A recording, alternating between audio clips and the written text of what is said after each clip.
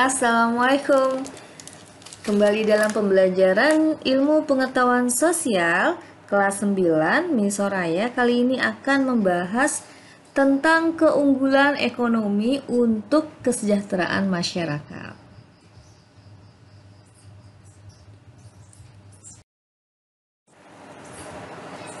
Poin bahasannya yang pertama adalah memanfaatkan persaingan sebagai peluang untuk meraih keunggulan. Yang kedua, pengembangan pusat-pusat keunggulan ekonomi untuk kesejahteraan masyarakat. Dan yang ketiga akan membahas tentang pasar bebas.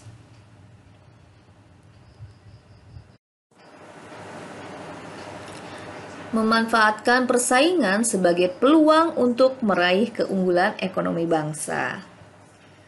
Faktor yang mempengaruhi terjadinya perdagangan internasional antara lain keunggulan komparatif dan keunggulan mutlak dari masing-masing negara.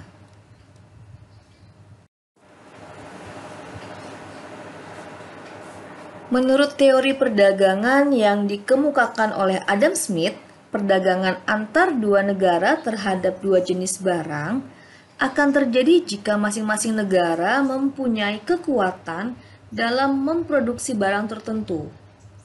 Keuntungan yang diperoleh oleh dua negara tersebut akan mengimpor barang-barang lain dengan harga murah daripada memproduksi sendiri. Dengan cara ini, negara-negara yang mempunyai keunggulan mutlak dan mengimpor barang yang mempunyai kerugian mutlak.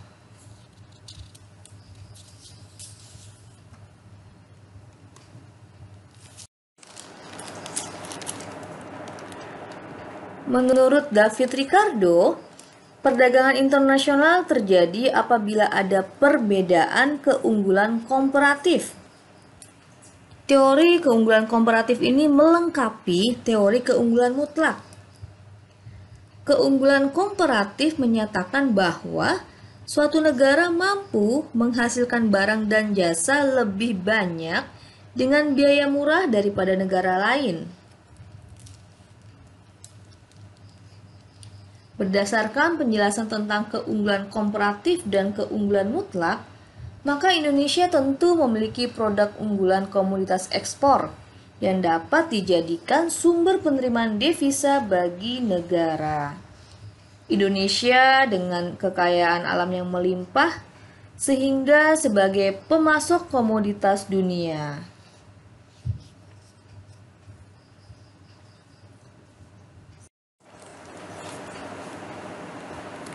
Pengembangan pusat-pusat keunggulan ekonomi untuk kesejahteraan masyarakat.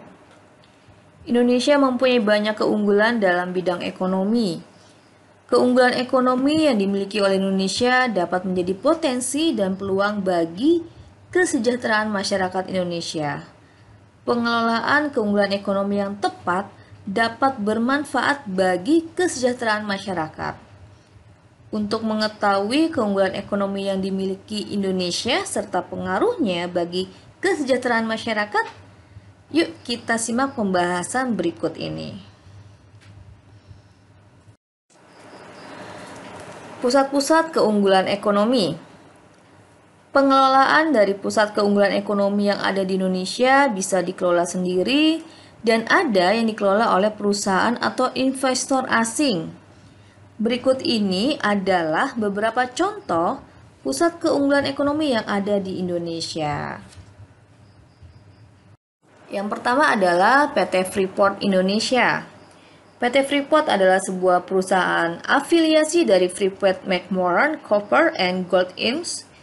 PT Freeport Indonesia menambang, memproses, dan melakukan eksplorasi terhadap biji yang mengandung tembaga, emas, dan perak. Beroperasi di daerah dataran tinggi di Kabupaten Mimika, Provinsi Papua. Freeport Indonesia memasarkan konsentrat yang mengandung tembaga, emas, dan perak ke seluruh penjuru dunia. Adapun kontribusi dan peran PT Freeport Indonesia bagi negara adalah menyediakan lapangan pekerjaan bagi sekitar 30.000 orang di Indonesia. Menanam investasi untuk membangun infrastruktur perusahaan dan sosial di Papua dengan rencana investasi-investasi yang signifikan pada masa yang akan datang. PT Freeport juga telah membeli barang dan jasa domestik sejak tahun 1992.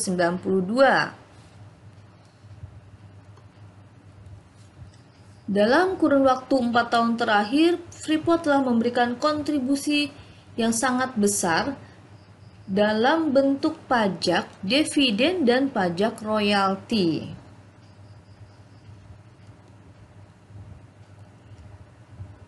PT Freeport membayar pajak dari anggaran nasional Indonesia, membiayai dan berkontribusi dalam program pengembangan masyarakat melalui sektor tambang di Indonesia.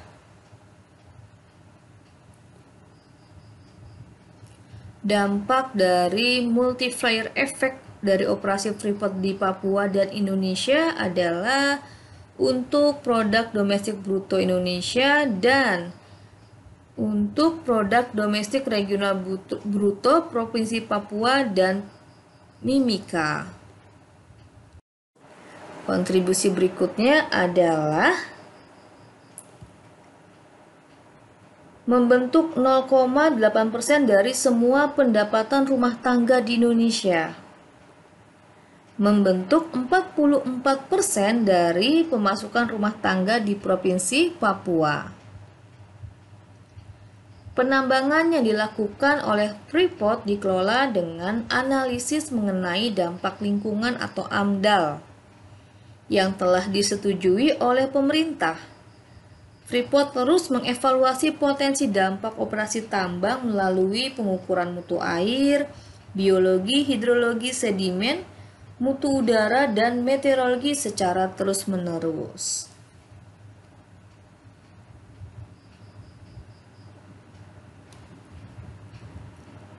Dan kontribusi yang berikutnya adalah keuntungan finansial langsung ke pemerintah Indonesia dalam kurun waktu 4 tahun terakhir adalah 59%. Hal ini melebihi jumlah yang dibayarkan Freeport apabila beroperasi di negara-negara lain.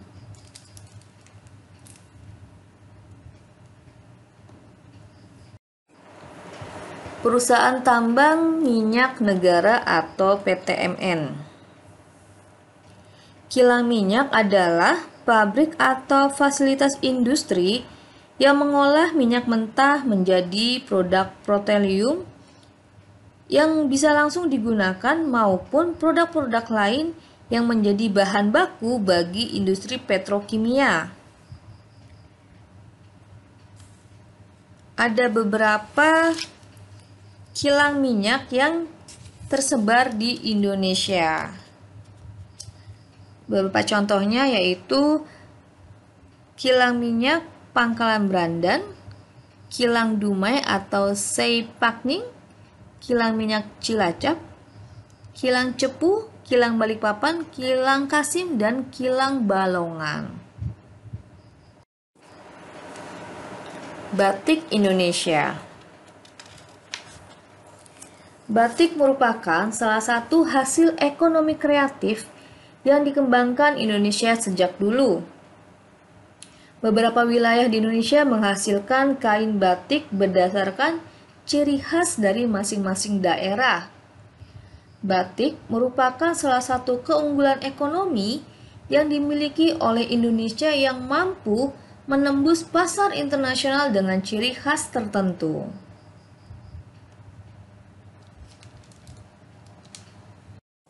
Batik adalah kerajinan yang memiliki nilai seni tinggi dan telah menjadi bagian dari budaya Indonesia. Batik adalah kain bergambar yang pembuatannya secara khusus dengan menuliskan atau menggerakkan malam pada kain itu. Kemudian pengolahannya diproses dengan tertentu yang memiliki kekhasan batik Indonesia secara teknik, teknologi, serta pengembangan motif dan budaya. Berdasarkan tekniknya, batik dibagi menjadi 3 bagian sebagai berikut. Yang pertama adalah batik tulis, merupakan kain yang dihias dengan tekstur dan corak batik yang menggunakan tangan. Satu kain batik dapat dihasilkan dengan waktu kurang lebih 2-3 bulan. Teknik yang kedua adalah batik cap. Adalah kain yang dihias dengan tekstur dan corak batik yang dibentuk dengan cap. Biasanya terbuat dari tembaga. Butuh waktu 2-3 hari untuk pembuatan batik ini.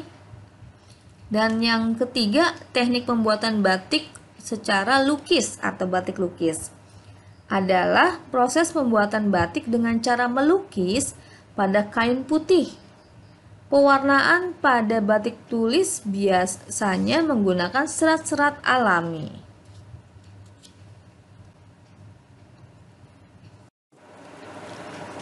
Pengaruh pusat-pusat keunggulan ekonomi.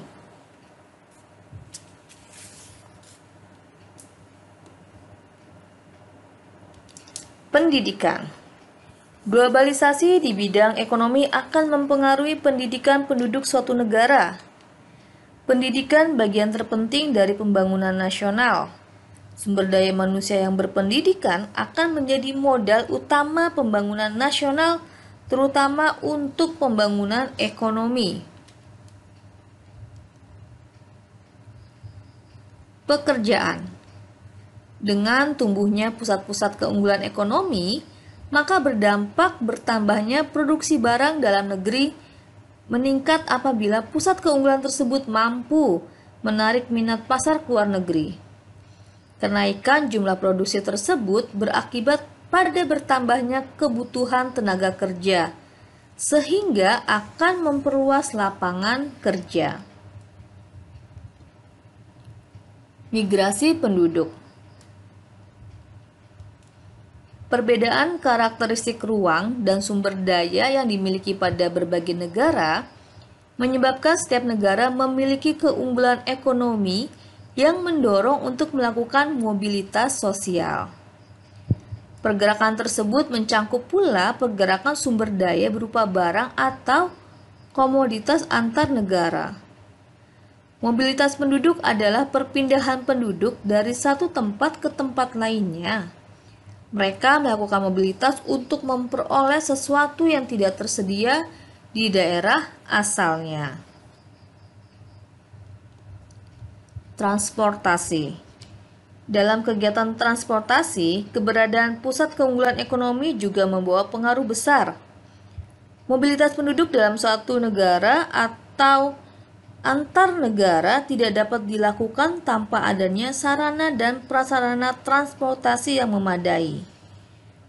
Untuk mendukung mobilitas penduduk antar negara, pemerintah membangun sarana jalan, bandara, pelabuhan, kapal laut, dan pesawat.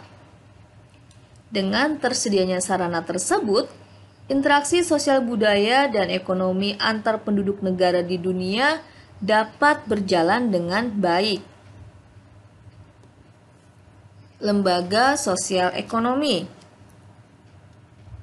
Di masa globalisasi sekarang ini, bangsa Indonesia sedang mengalami sebuah perubahan yang besar di berbagai sektor.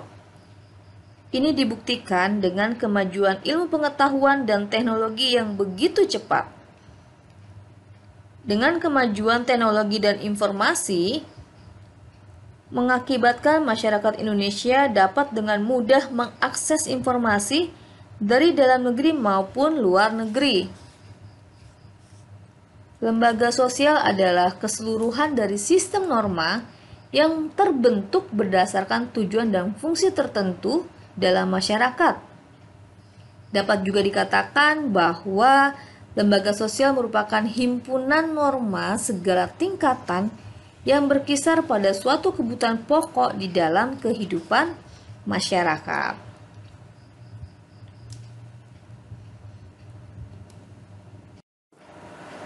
Pasar bebas.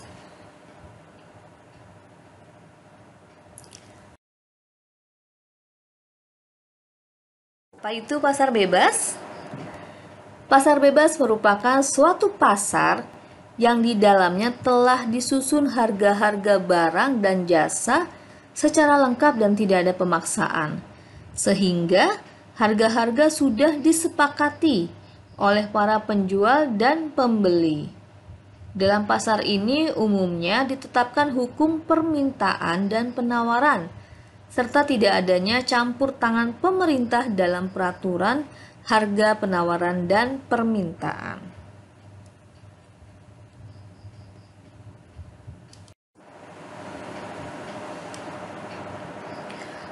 Pemberlakuan pasar bebas dilakukan dengan menerapkan kebijakan sebagai berikut. Yang pertama, perdagangan barang tanpa pajak termasuk tarif atau hambatan perdagangan lain. Kedua, perdagangan jasa tanpa pajak atau hambatan perdagangan lainnya. Yang ketiga, akses ke pasar tidak diatur. Dan yang keempat, akses informasi pasar yang tidak diatur.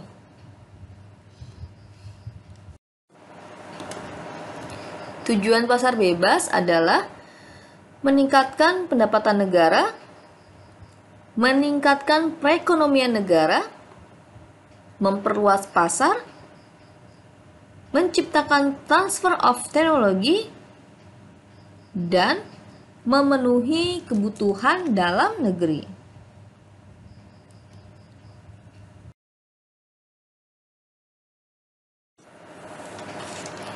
Banyak organisasi dalam kaitannya dengan perdagangan atau pasar bebas. Beberapa macam organisasi ekonomi dalam rangka perdagangan bebas adalah sebagai berikut. Masyarakat Ekonomi ASEAN atau MEA. Masyarakat Ekonomi ASEAN atau yang biasa disingkat dengan MEA adalah bentuk integrasi ekonomi ASEAN, yang artinya semua negara-negara yang berada di kawasan Asia Tenggara menerapkan sistem perdagangan bebas. Kurang lebih 2 dekade yang lalu, tepatnya pada bulan Desember 1997, ketika konferensi tingkat tinggi ASEAN yang diselenggarakan di kota Kuala Lumpur, disepakati adanya ASEAN Vision 2020 yang intinya menitikberatkan pada pembentukan kawasan ASEAN yang stabil, makmur, dan kompetitif dengan pertumbuhan ekonomi yang adil dan merata serta dapat mengurangi kemiskinan dan kesenjangan sosial. Masyarakat ekonomi Eropa dibentuk dengan misi menjadikan perekonomian di ASEAN menjadi lebih baik, serta mampu bersaing dengan negara-negara yang perekonomiannya lebih maju dibandingkan dengan kondisi negara ASEAN saat ini.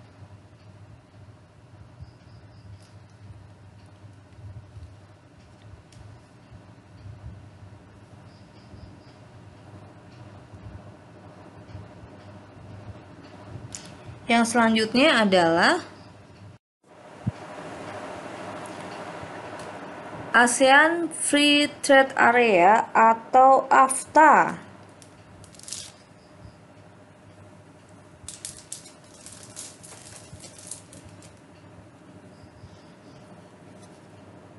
AFTA adalah kesepakatan dari negara-negara ASEAN untuk membentuk kawasan perdagangan bebas guna meningkatkan daya saing ekonomi di kawasan regional ASEAN.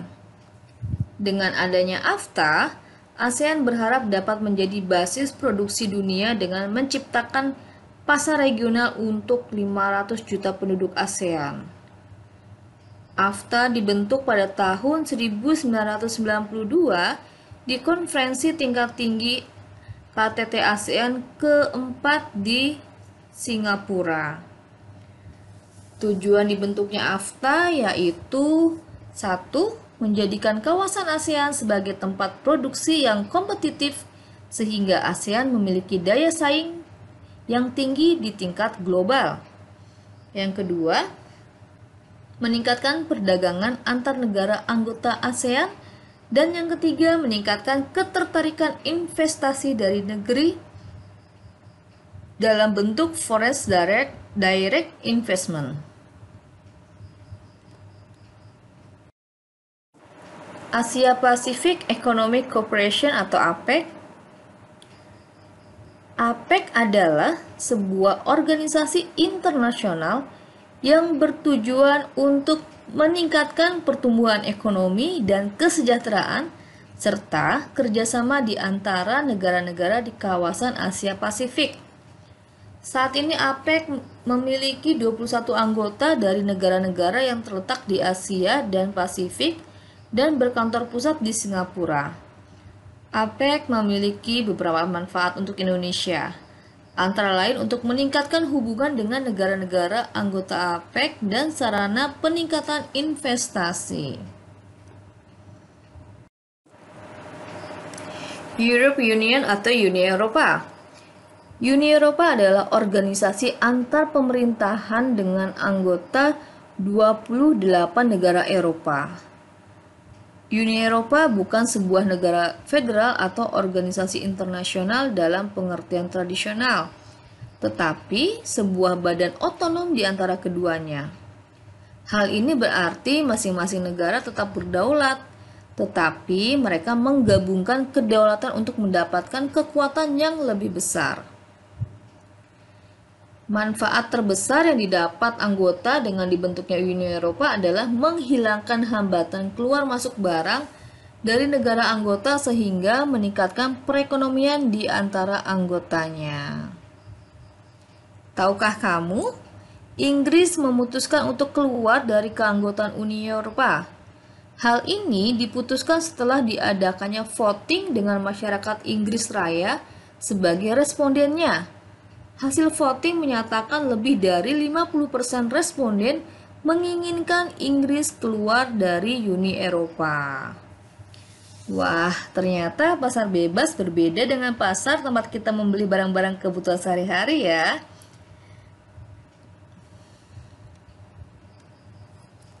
Demikian tadi pembelajaran tentang keunggulan dan pasar bebas serta meningkatkan perekonomian di Indonesia. Terima kasih semuanya. Semoga bermanfaat. Wassalamualaikum warahmatullahi wabarakatuh.